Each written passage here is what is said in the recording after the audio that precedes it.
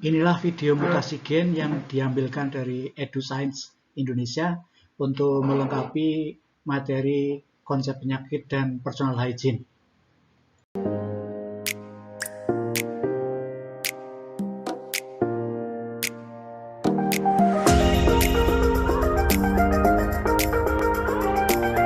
Pada video kali ini, kita akan berbicara mengenai mutasi gen.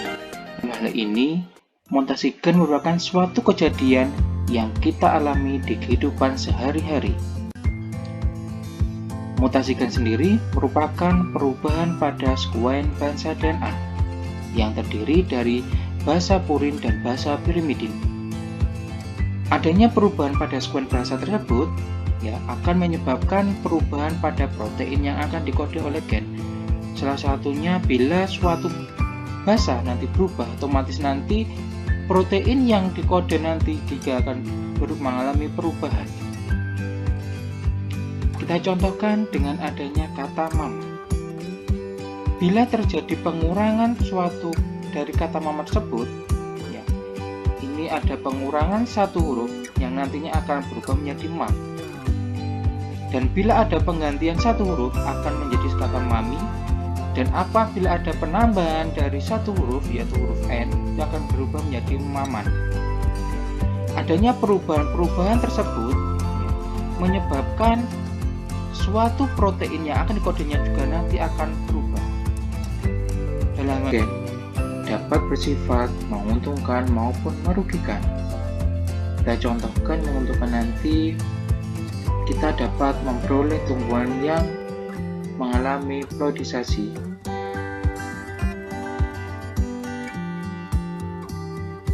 Mutasi gen dapat bersifat menguntungkan maupun merugikan.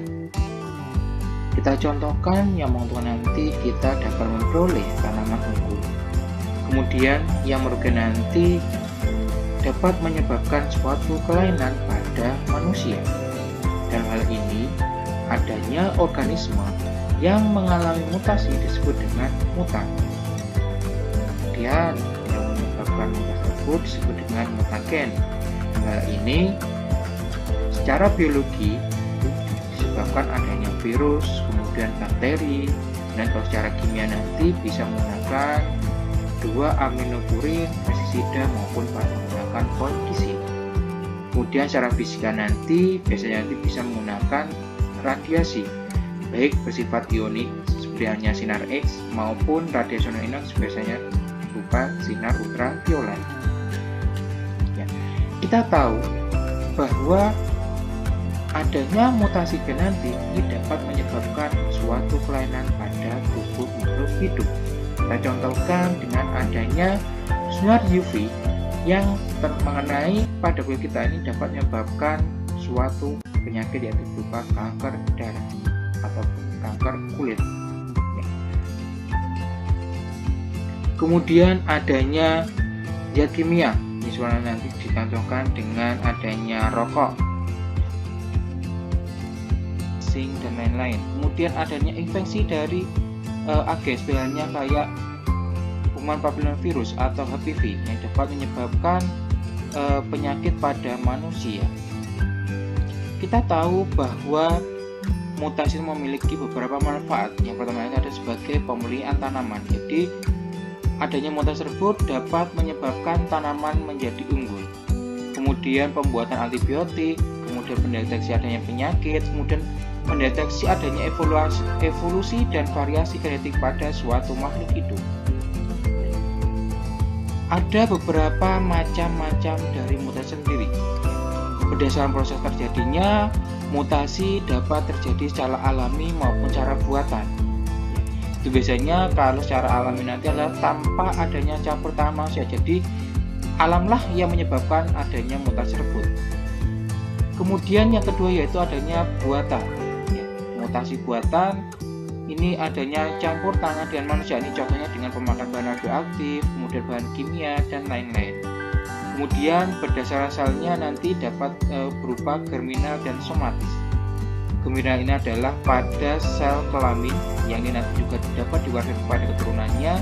Kemudian secara stomatis nanti tidak dapat diwariskan pada warisan atau karena ini dia berupa kelamin, berupa sel tubuh. Ya. Kemudian faktor-faktor yang menyebabkan adanya mutasi spontan. Ya. Ini dapat adanya keakuratan, kemenangan atau fisik dalam replikasi DNA. Jadi pada saat penggantian DNA tersebut, ya, ini dapat menyebabkan mutasi dari DNA tersebut. Kemudian adanya efisiensi mekanisme proses perbaikan DNA yang rusak, atau pada waktu DNA rusak nanti dia ada perbaikan. Kalau nanti perbaikan secara otomatis nanti protein yang akan dikode nanti juga akan berbeda. Kemudian tingkat pemaparan mutagenit yang ada pada lingkungan.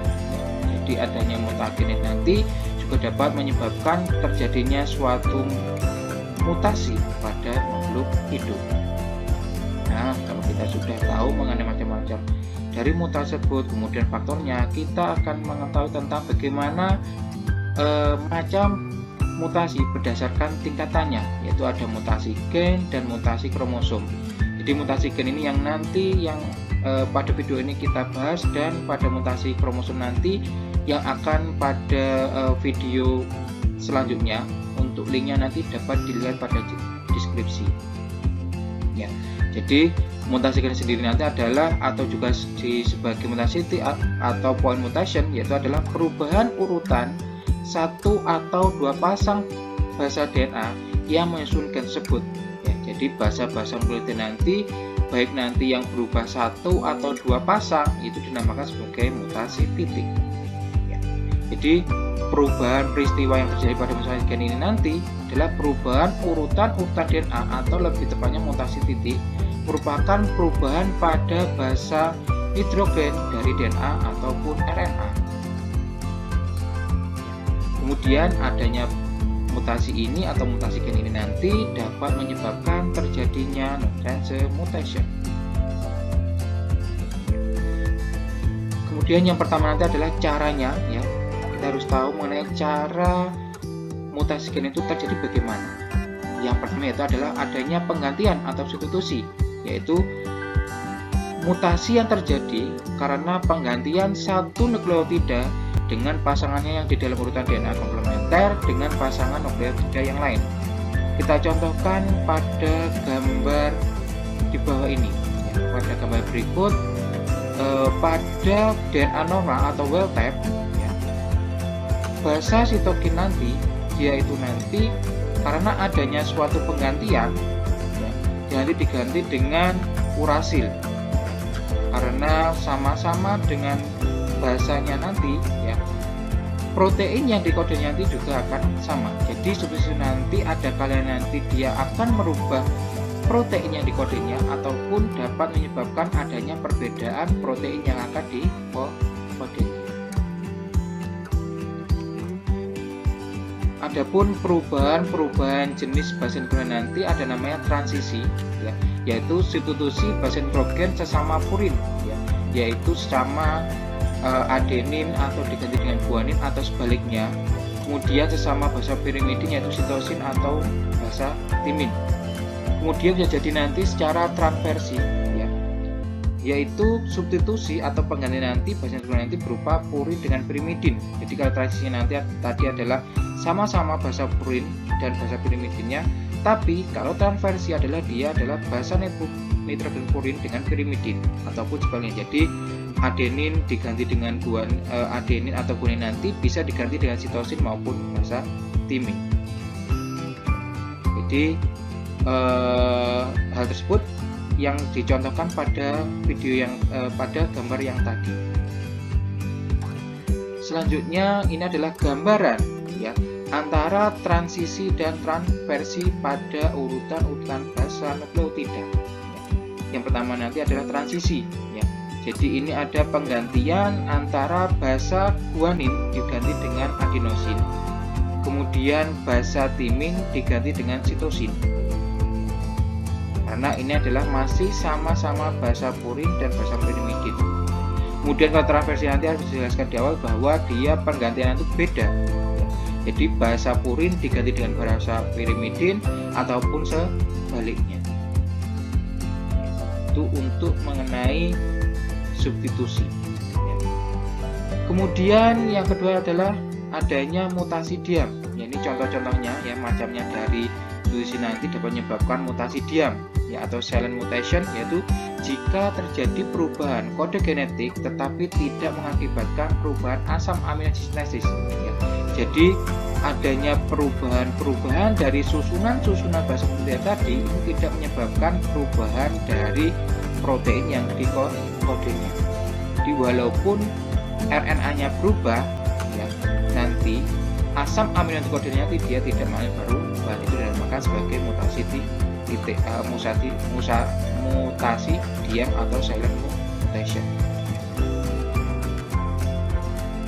Kemudian yang kedua yaitu adalah mutasi salah arti atau missense mutation ya. Ini terjadi perubahan kode genetik dan mengakibatkan perubahan asam aminonya ya, sehingga nanti fenotip yang dikodenya nanti juga akan berubah. Ini contohnya pada penyakit anemia sel sabit. Dicontohkan bahwa pada gambar yang dikari ya, yang awalnya dia modelnya nanti bikonkav, dia nanti berubah menjadi bulan sabit, sehingga nanti dapat menyebabkan umur dari sel dalam merah tersebut nanti juga akan berbeda. Jadi bisa dilihat dari gambar ini bahwa di sini adanya penggantian dari basa urasil pada wild type ini, urasilnya berganti sehingga nanti adanya penggantian dengan basa guanin ya, yang awalnya dia protein nanti dia mengkode phenylalanin, kemudian nanti dia berubah menjadi leusin, sehingga nanti akan juga mempengaruhi dari gen-gen ataupun protein-protein seterusnya. Kemudian yang selanjutnya itu adalah mutasi tanpa arti atau nonsense mutation ya. Ini jika terjadi perubahan kode genetik ya, yang mengkode nanti berupa stop codon ya, sehingga protein setelah adanya stop codon nanti dia tidak fungsional lagi atau nanti tidak mempengaruhi dari fenotip.